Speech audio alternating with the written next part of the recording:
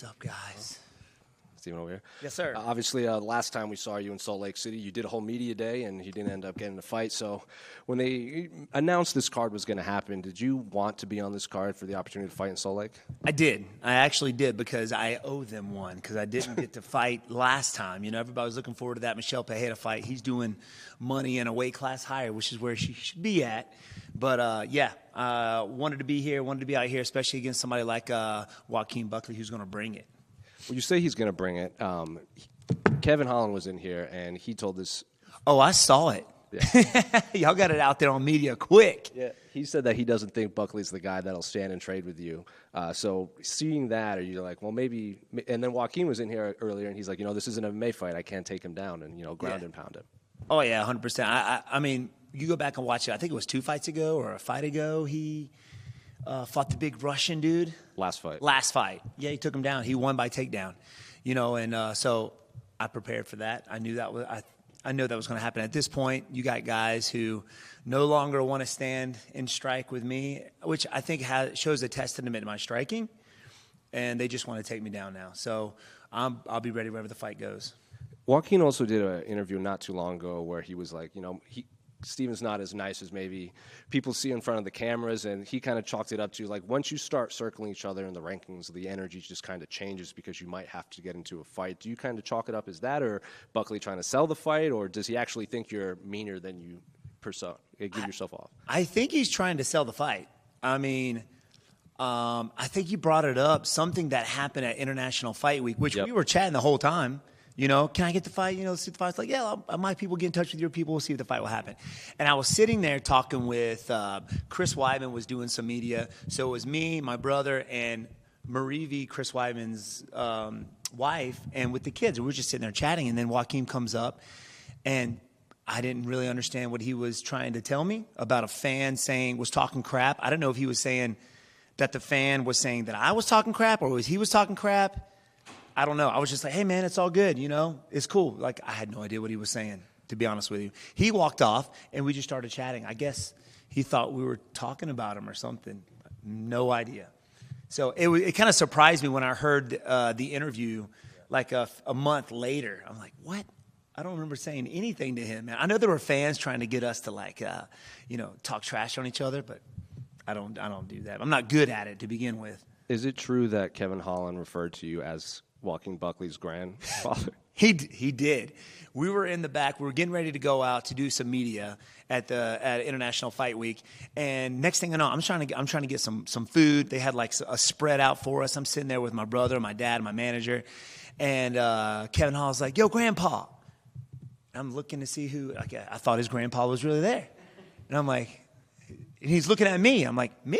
He's like, yeah. Your grandpa. I'm dad. Joaquin's grandson. I beat Joaquin, you beat me, your grandpa. And I was like, oh, okay. I mean, I guess I guess that's cool. So, yeah, he did, man. Did you just think he was calling you old? No, I don't think I guess he was. I mean, maybe. I mean, I don't know. Am I the oldest guy on the card? I have no idea. Probably on the card. I heard I was the second oldest guy in the UFC behind Stipe, who's 42. But I think Clay's Holly might be up there too. Okay, but I think what's his dang name? I forgot his name. I think Guida. Yeah, Clay Guida's older than me. I feel like your top 5. Guida's probably. Yeah. So I'm still a young buck, man. There's just still guys older than me in the UFC. And I have to ask, Aldo was in here earlier, and what he said, I feel like I should ask you. He's fighting Mario Bautista, this other young kid coming up, and he's been around for so long. And Jose Aldo said, I'll fight whoever it takes to get to the UFC title. And I think when they announced you versus Buckley, people might have been surprised because, Leon was coming off a loss, Colby called you out, and then you're fighting this guy trying to make a name for himself again. Are you in that same mindset as like you'll just fight whoever it takes to get to the title? Yeah, man. I mean, I wouldn't say just to get to the title, but there's a lot of guys in the UFC divisions that try to hold on to their spots, I wouldn't be where I am today if it wasn't for Jake Ellenberger giving me a shot, Hendricks giving me a shot, Rory McDonald giving me a shot. And before I fought those guys, I wasn't even ranked, I don't think. But they gave me that opportunity. I'm the type of guy to give these young bucks a chance to come up and see if they got what it takes to go on the top. I mean, I did it with Jeff Neal, Kevin Holland, Vicente Luque at the time, and now Buckley. So I don't mind. My goal is to fight the best fighters in the world. Like, when I retire, like, who can say, a very small percentage of the world can say that they've done that in this division, you know? Mm-hmm. So no regrets, my man. I mean, nobody wanted to fight Shavkat, and they were like, "Hey, you want to fight Shavkat? Let's do it." You know? Are you surprised that Shavkat hasn't fought since your fight? Yeah, I mean, I am surprised. I don't know if he was on some injuries or he's just waiting for the right opportunity. But I thought it was going to be him and Ian Gary because they're kind of right there, you know. And the winner of that maybe fights the champ. But no, I don't know how that's going to go. I think they might be giving Shavkat the chance. I mean, he's a tough guy. I think that's a great fight, though. Mm-hmm. Both cancel each other out when it comes to the wrestling, and it becomes a striking fight. I think if it goes early, if the fight ends early, it's Shavkat. But Bilal, man, he's got cardio. He's just as fresh in the 5th round as he was in the 1st. So if it goes the distance, I'm thinking it might be Bilal. And you made your debut 12 years ago on that same card as, Poirier Holloway won. So I guess looking back to the state of the division back then when you had like the GSPs and the Hendricks and the John Fitches to now, like you said, a lot of these people are kind of holding their spot in these rankings. What do you make of the state of the welterweight division now? You have a new champion. A lot of guys aren't fighting each other. Just what do you make of everything going on at 170? Man, it keeps refreshing, like after every welterweight fight, right? When for the longest it was stagnant. Like you had the champ, and he was fighting kind of the same guys for the past 2 to 3 years, and it's like, come on, man, get somebody else up there. But now we got a new champ, and it's changed within the past like 3 to 4 years. It was Usman, then it was Leon, now it's Bilal. Like, who's next? Is it going to be Shavkat? And I haven't fought since December, so I came down in the rankings. I think I'm ranked number 9 at this point. But I think it's great. I think it's good to keep these guys moving. Keep these guys moving. I don't like it when it's stagnant. So you like Bilal's already calling out Shavkat, he's calling out Jack. He seems to be a champion that wants to fight the number 1 contender. Yes, that's how I think when you get the title, you shouldn't pick. I think you should fight, especially after that first fight, 1 or 2 fights. You fight who's coming up, and then you're able to pick or get that money fight or whatever. But when you get to the title, then you're just like, oh, I'm just wanting this guy right here. I want Conor. It's like you got to kind of earn it a little bit, And then unrelated to this fight, I don't know if I'm going to get to ask you again. What do you make of karate not being in the Olympics anymore? Well, if it was Kyokushin karate, it would still be in the Olympics. You know what I mean? When they got the full contact, I think it was like the last Olympics when the guy got round kicked and knocked out. Like, come on, man. This is a combat sport. If there's a knockout, awesome. Plus, it would stink to get gold, but you won gold by getting knocked out, So I think that had a lot to do with it not being in the Olympics is because of the rule setting. Like, it's a combat sport. Let's go. Y'all should be wanting knockouts to make it more exciting, more people tuning in. Are you surprised that, given how popular karate was in California specifically for so long, like especially after the movies The Karate Kid and everything came out, LA kind of became the hub of like karate schools popping up, that not even LA is having karate in the Olympics? Yeah, man. It was great in the 80s. We know The Karate Kid came out. There's a lot of people wanting to venture out or wanted to train karate because of The Karate Kid. But then you started seeing these like McDojo schools popping up left and right, people all about it just for the money and not putting out good students. So it watered our style down, it watered the karate down. That's why people said it would never work in a real street situation. So, there are schools out there like my dad's and his instructors and other schools out there that karate's legit. Look at Lyoto Machida. He was the first to do it in the UFC, and it was like he was my inspiration, one of my inspirations, besides GSP and those guys, to start competing because people were talking about karate. And it works, man. It does. And then last one for me. Can I just get your thoughts on the main event between Alex and Khalil? Oh, man. Okay. First off, it's very hard to go against a guy or not pick a guy like Alex Pereira to win. Okay? Now, Khalil Roundtree, I'm excited for this fight because it's going to be a stand-up battle, like Muay Thai versus Muay Thai. They're both heavy hitters, and Khalil Roundtree could put him to sleep just as easy as Pereira can put him to sleep. It's just, I think Alex has the edge. He's very calm. I think he does a great job of keeping the distance, and he's a he's a sniper when it comes to his shots, right? He's very patient. The only thing that I fear about Alex is staying in the pocket. You saw against Izzy Adesanya, he's not the type of guy that throws a combination and then moves. He stays in the pocket until he finishes, which is why Izzy Adesanya ended up knocking him out. He stayed in the pocket. He bounced off the cage. Boom. And down he went. If he stays in the pocket with Khalil Rountree can put him to sleep. There would be no takedowns. No takedowns at all. This is going to be a striking battle, and I'm all for it. So I am leaning towards my man Alex Pereira because he's on a tear. I think he's the calmer fighter. He's a sniper. He picks his shot, and I think he's got the power just to put him to sleep, and he can keep the range. Stephen, right over here. Yes, sir. This is a really small regional MMA question, but there was a small story that came out that on Monday you went out to a local gym and just spoke to a bunch of different fighters here in the state of Utah. I saw a ton of posts about it and a ton of people just saying how grateful they were that on such a busy week, you've got a million other things that you could rather be doing. You're just talking to some of these young up-and-coming fighters. What compelled you to do that? Man, this is why I do what I do. You know, I've been in the martial arts since I was 3 years old. I know what the martial arts has done for me, not just as a martial artist, but just being a good human being. And it's a great lifestyle. And you get these guys who, some of the guys there were on the Contender Series, and they're in the UFC. So, and they're like, man, I look up to you. I'm like, are you kidding me? These guys are karate guys too. Come, pretty close to where I'm from. And to be able to see that amateur, pro level, and even in the UFC, a lot of these guys look up to me, and anything I can do to kind of give back to my community, especially to the fighter. It's a great life. Yes, it's tough. It's hard. But this is why I do what I do, man, just to give back to these local fighters and these up-and-coming fighters who want to make it to the UFC. It can be done. Look at me. I look back. I told my dad when I was 12 years old that I was going to be in the UFC one day. He took me to UFC 3. It was in Charlotte, North Carolina at the Grady Cole Center. And I told my dad then I was going to do this one day. And it's easy, but it's not easy. All I did was just didn't stop. I didn't stop my training. When all my friends are going out partying, I was in the gym training, So it's as easy as that. I mean, it's hard to go through the training. That's the tough part, but just don't stop. And that's what I told these guys. I was like, look, man, you're going to have your wins. You're going to have your losses. But people are going to look at you on how you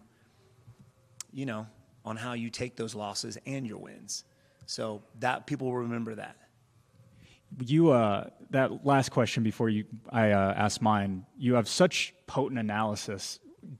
After the MMA career is over, do you hope to become potentially some sort of a broadcast analyst in some capacity? I know you already do YouTube and things like that, but go even, a step further. I would love it.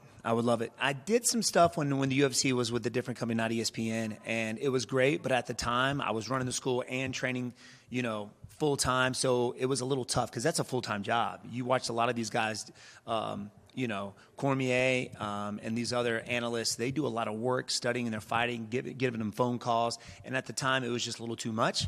But 100%, I would love to do this just to stay in the game, to be in it still. Now, if or whenever I do retire, that's not going to stop my martial arts journey. I've got other fighters that I have coming up. They help me get ready for mine, and I help them get ready for theirs. So I'll do this, like I said, as long as my body will let me. Or when my dad says, all right, man, you're taking too much punishment, or your heart's not in it. And sometimes us as fighters, we may not feel that.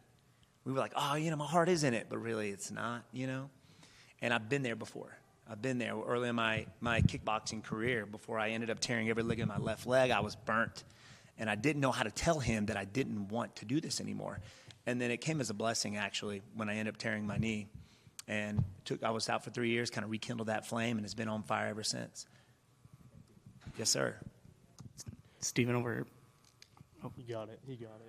Who was it? We'll go over here. Okay. Because you said something about when you were asked about the canceled fight and everything in Salt Lake City and whatnot. I believe the words you used were you felt like you owed something to this community, to the city, to the event, something like that. Like, I just kind of want to go a little deeper into that. What did you feel like you owed after that fight was canceled, I guess, where you wanted so badly to be back on this card in Salt Lake?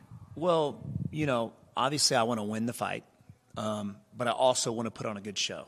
There was a lot of people that have been, DMing me, messaging me, I can't wait to see your fight. Can't wait to see your fight here in Salt Lake City. Locals wanting to see this fight, and then it not happening. Of course, I was disappointed that my opponent didn't make weight, but I was also disappointed in the fact that I wasn't able to put on a show for everybody here in Utah.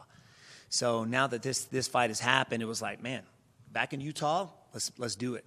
So that's what I felt like I owed them, a show. Hopefully, me and Joaquin will put that on this Saturday.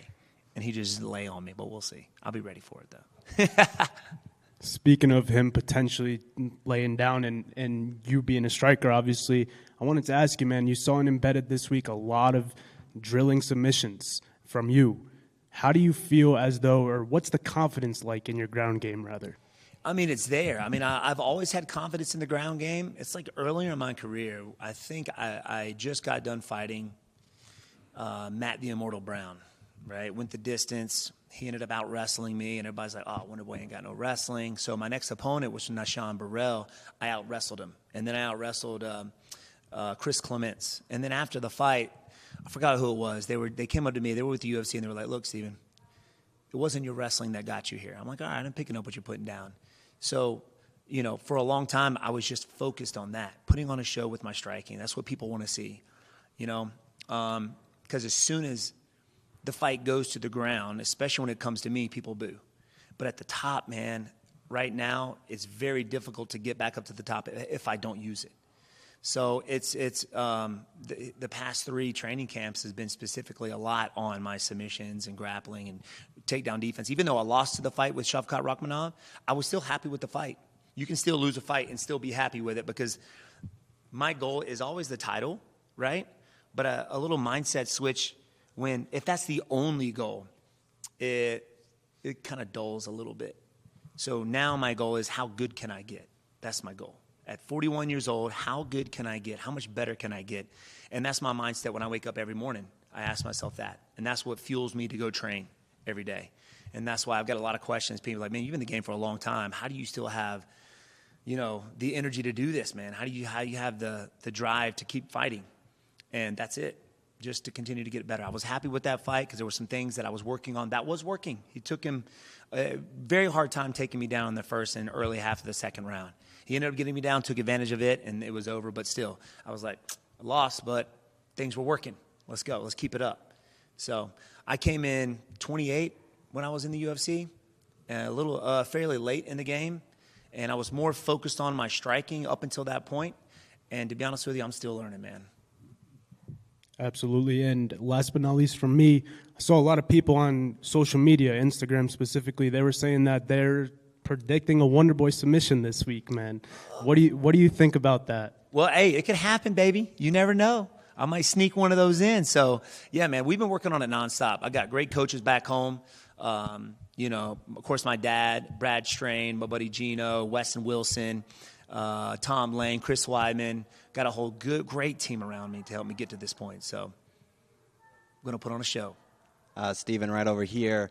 You're known as one of the nicest guys in the UFC. You're just really positive. You have this great golden retriever energy to you.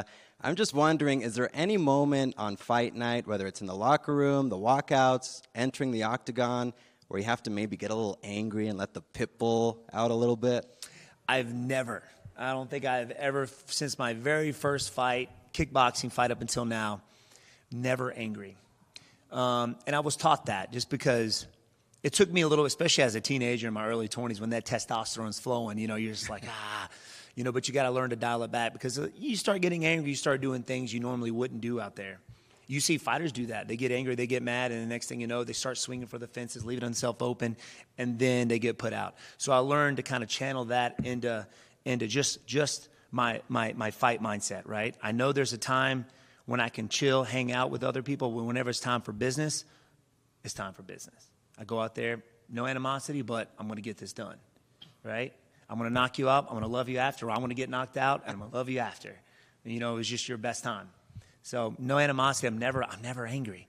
I'm focused, yes. I know what needs to be done, yes, but I'm never angry. You're not like super happy either. You're just kind of. Yeah. I'm not like, jumping around. I'm like, why am I doing this, dude? No, for real. I mean, they say whenever you step out there, if you're not nervous, that's the time to kind of hang it up, But every time, I mean, just being up here with you guys, anytime I leave my hotel room, I feel the nerves. But that lets you know you're live. Like, how many people are willing to do what we do on a daily basis, especially during fight week, the weight cut, the media, all the nerves, the anxiety that comes along with it. I think that's what gets addicting.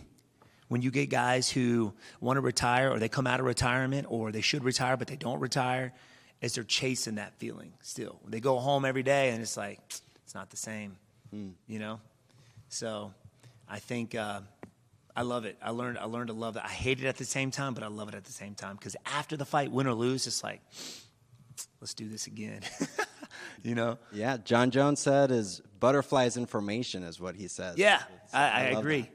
Butterfly information, man. Yeah, awesome. Thank you. Yes, sir. Thank you. All right, guys. Thank y'all.